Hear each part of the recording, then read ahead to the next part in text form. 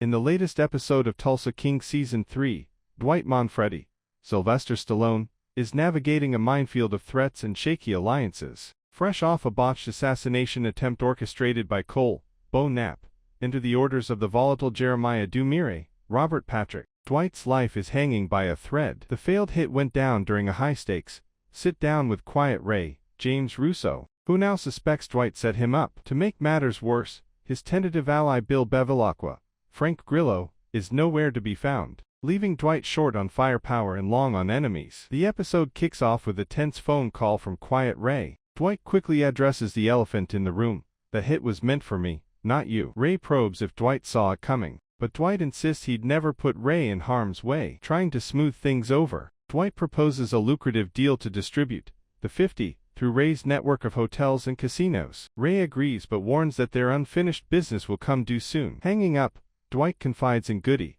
Chris Calvino, "He's gonna try to take me out. It's just a matter of time." Ever the pragmatist, Dwight shifts focus to a pressing issue, getting the distillery's liquor license back, and vows to give someone a wake-up call. Cue the opening credits. On the road with Bigfoot, Mike, Cash Flow, Walden, behind the wheel, Dwight explains why Tyson, J. Will, isn't driving. The young hustler is eager to prove himself after recent missteps. At a government office, Dwight meets Attorney General Sackrider, Tim Guiney, who suggests Dwight might want to quit while he's behind. Dwight leans in, pointing out the AG's cozy ties to Dunmire and the governor, but hints that the political landscape could shift. He offers a deal, restore the distillery's license, and Dwight will owe him a favor, one that could come in handy, given Dwight's knack for getting things done. The AG hesitates, warning, "You don't know who you're dealing with." Dwight smirks, eyeing the AG's Lawman of the Year plaque.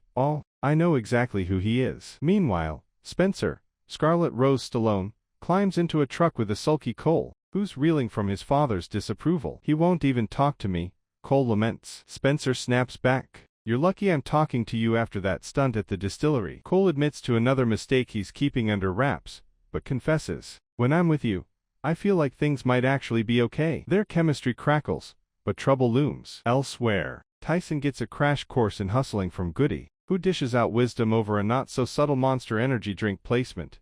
It's all about supply and demand. Find what people want and get it to them. Goody suggests posing as a cop to rob Lolifs, pointing Tyson toward college kids dealing drugs. Spencer, with her campus connections, joins the scheme. The trio scopes out a frat house, known for supplying Tulsa's party scene. Goody stresses the importance of prep work, like painting a room. "You gotta tape the edges first," and Spencer volunteers to infiltrate the frat for intel. At the same time, Dwight calls in a favor from Margaret, Dana Delaney, who meets the AG's wife for lunch at an exclusive club. Over cocktails, the wife spills about her husband's lackluster perks, and his ambitions for higher office, which could invite unwanted scrutiny. Margaret senses an opportunity and relays the dirt to Dwight, who's thrilled but keeps the details close to the vest. That night, Dwight and Bigfoot visit Carl Thresher, Neil McDonough, a political hopeful confidant in his campaign. Dwight admits the AG rejected his earlier pitch, but Margaret suggests Thresher could sway the AG to his side,